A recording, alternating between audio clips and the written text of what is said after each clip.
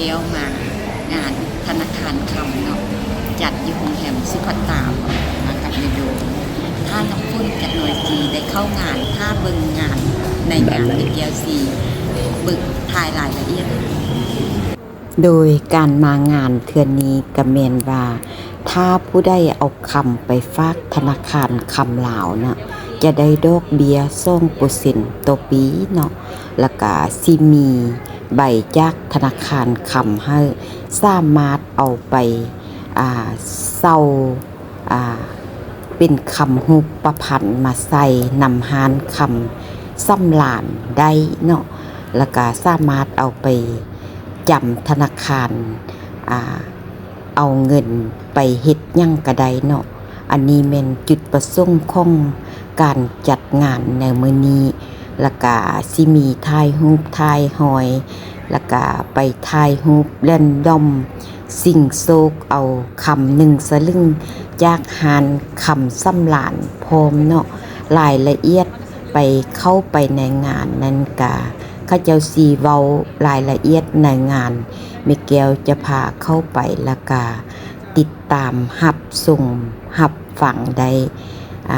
ในงานเปิดโตใหม่เซาเฮ็ดใบฝากคำกับธนาคารแล้วได้เบอร์นั้นมาแล้วมาเซาคำมาใส่กับหานซ้ำหลานเนาะมีการเซ็นสัญญากันในมื้อนี้ของบรรดาผลิตภัณฑ์ของธนาคารคำลาวจำกัดของพวกเขานั่นเองก็คือการเป็นการเปิดบัญชีฝากตั้งแต่1 ร่างขึ้นไปแล้วนะครับดอกเบี้ยถึงกู้ยืมคำซึ่งว่าตัวนี้แม่จะมองกับบรรดาธุรกิจห้างคำหรือว่าธุรกิจน้ำเข้าและส่งออกวัตถุนิคาที่ว่าจะเพิ่มสภาพคล่องกับธุรกิจของชาติหลายขึ้นนั่นเองและผลิตภัณฑ์ต่อมาก็คือตู้นิรภัยเนาะหรือว่านอกจากคำที่ว่าญาติพี่เพื่อนอาจจะมาปลอดภัยสามารถนำมาฝากไว้กับพวกเขาได้ที่ธนาคารคำกับพวกเขาซึ่งว่าตู้ของพวกเขาจะมีน้ำกัน3ขนาดเจ้าก็คือจะมีขนาด S M L เนาะซึ่งสามารถจ่ายเป็นซึ่งว่าตัวนี้เนาะใบยืนยันชนะทางการกำกับพวกเขาแมนสามารถนำไส้เป็นหลักทรัพย์ในการค้ำประกันเนาะเพื่อกู้ยืมเงินกับบรรดาได้เจ้าและที่สำคัญสำหรับท่านใดที่ว่าอยากจะเปิดบัญชีฝากทำกับธนาคารคำลาวของพวกเขาเมื่อนี้ก็สามารถเปิดได้ดีเคาน์เตอร์บริการว่าผลิตภัณฑ์นี้เขาได้เปิดนำไส้แล้วหรือยังสำหรับมื้อนี้เขาก็มีลูกค้าแท้ๆและลูกค้าจริงคือเพื่อนได้นำไส้จะมาแชร์ประสบการณ์กับพวกเขาในมื้อนี้นั่นเองเจ้าซึ่งว่าเราได้ผลิตเนาะ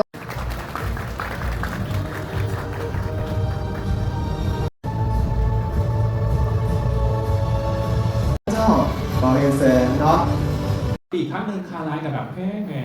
ก็เลยว่ามีผลิตภัณฑ์ตัวนี้มาลดการตีมาไปเฮ็ดใบเซอร์ติฟิเคตจากธนาคารคำแล้วก็ไปเซาเป็นเครื่องประดับแน่นอนเนาะบางครั้งเขา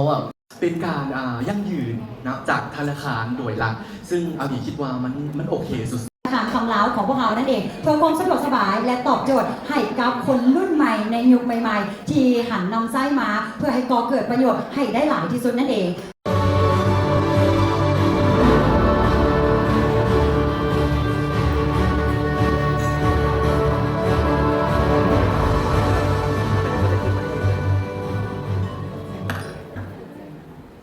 สบายดีบรรดาแขกผู้มีเกียรติหับบรรดาทานในพิธีลงน้ำขอตกลงปองมือระหว่างธนาคารคำลาวและให้คำสัญญาในมื้อนี้บ่เป็นเพียงแต่การเซ็นเอกสารหรือเป็นการที่พวกเรามาพบกัน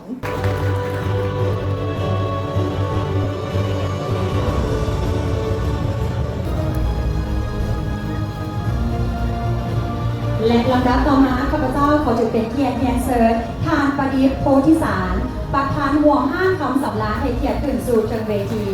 ให้การห้างคำสำราญให้เกียรติขึ้นสู่เชิงเวที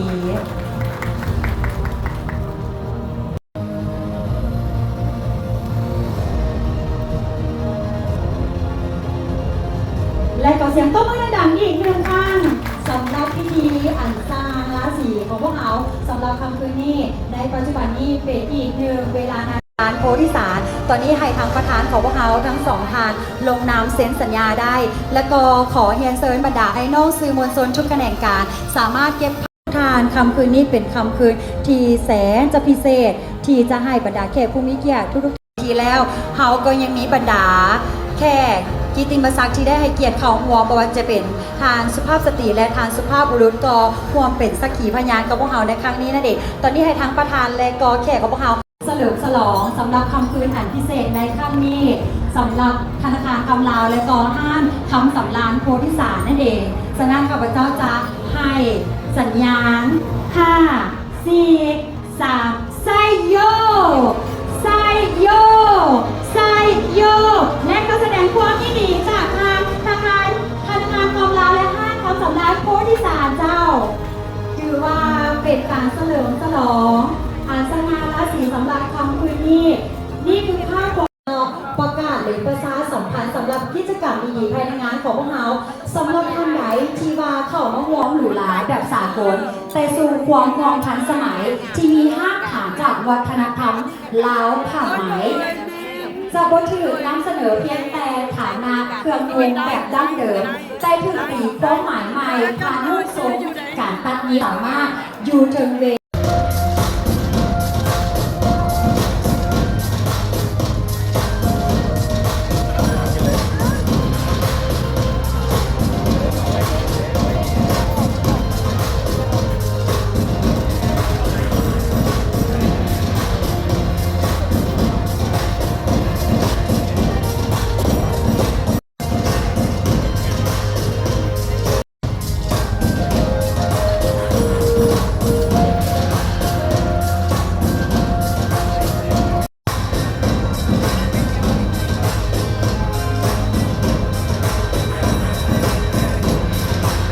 ลาวของพวกเราในครั้งนี้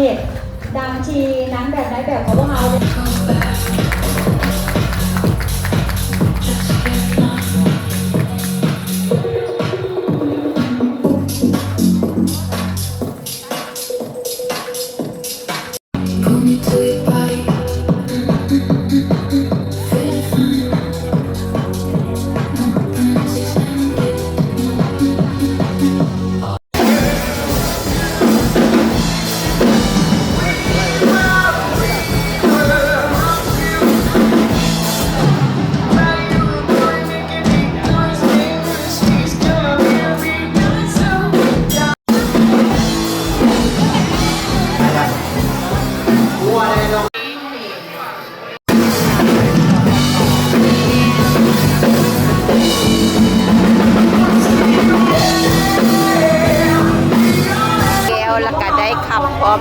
เจ้าเพื่อจะให้บรรดาพี่น้องสื่อมวลชนได้เก็บภาพบรรยากาศในครั้งนี้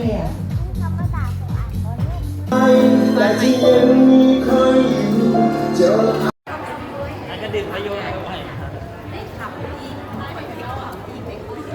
โอเคเดี๋ยวขอบใจก็ผ่านมาลูกสุดอันนั้นเต้นคุณนางงามคุณนางแบบเนาะกันงามกันนะใช่ในวันทานน้ำลายติดตามจะรอดกับไม่ยากเจ้าเห็นยินเห็นยังน่าหักเสีย โดยได้เวลากลับบ้านละคลิปกะสีจบแต่เพียงเท่านี้เนาะโอเคบายบายคลิปหน้าพบกันอีกขอให้สุขดีมีเงินมีคำไปฝากธนาคารคำลาวเบิร์ดทุกคน